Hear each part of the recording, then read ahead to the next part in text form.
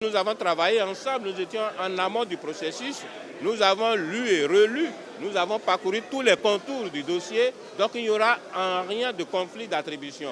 Le CNE sera dans la stratégie, comme je l'ai dit tout à l'heure, essentiellement à veiller à la mise en œuvre de la politique de l'État, mais il y a des organes, des structures qui sont chargés de travailler pour ça, de mettre effectivement en œuvre. Lorsque nous donnons des orientations, il faut voir la mise en œuvre et pouvoir justement faire le suivi. Vous savez que le suivi est souvent le maillon assez faible et c'est ce qui fait que les effets escomptés ne sont pas souvent au rendez-vous. Donc cette attente, nous y croyons, sera fortement levée. Vous voyez un peu la qualité des conseillers. Moi, je ne doute aucunement que ces attentes soient satisfaites. Tous les ordres se retrouvent dans ce conseil qui est un conseil de décision, n'est-ce pas, d'orientation, de planification et de conseil. Parce que conseil, il en faut dans l'enseignement supérieur, surtout au niveau des privés. On nous marginalise, on nous donne une information le matin, le soir on donne une autre information. Les établissements privés d'enseignement supérieur souffrent. Et il faut que ce conseil, je suis sûr, je suis persuadé qu'avec les hautes personnalités qui sont dans ce conseil, ils sauront faire la part des choses pour qu'on redonne aux établissements privés d'enseignement supérieur, aux promoteurs, la grandeur de ces établissements. Donc il va falloir maintenant réorganiser, synthétiser les choses et donner l'homologation à ces établissements privés d'enseignement supérieur qui ont obtenu leur agrément. Parce que le décret 818 du 31 décembre 2008 a institué 4 régimes. Création, ouverture, agrément et homologation. Et ce décret 194 du 29 mars 2017 vient renforcer ce décret pour qu'on aille vite à l'homologation et signer nos diplômes.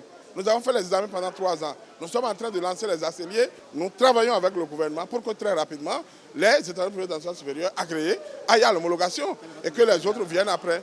Notre secteur, qui est le secteur éducatif, est malade. Malade parce que fortement politisé.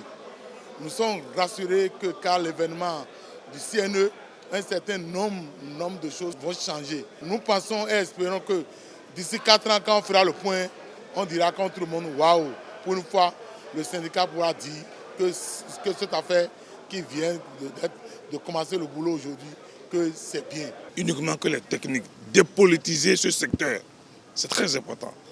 Et le président de la République vient de le dire, nous venons de les faire confiance. Et je sais que vraiment, avec le poids intellectuel, je pense qu'ils vont étonner, ils vont changer les choses. Et je pense que le chef de l'État a bien compris. Une mission égale les hommes et les moyens. Je pense que le président vient de mettre les moyens, les hommes qu'il faut. Vraiment, il y a un lendemain meilleur pour le monde éducatif. Mais enfin, ils sont venus mettre de l'ordre. Surtout ce que j'attends.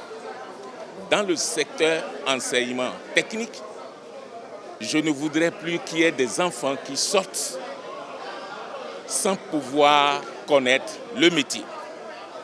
S'ils connaissent le métier, je pense que nous allons à la réduction de la pauvreté.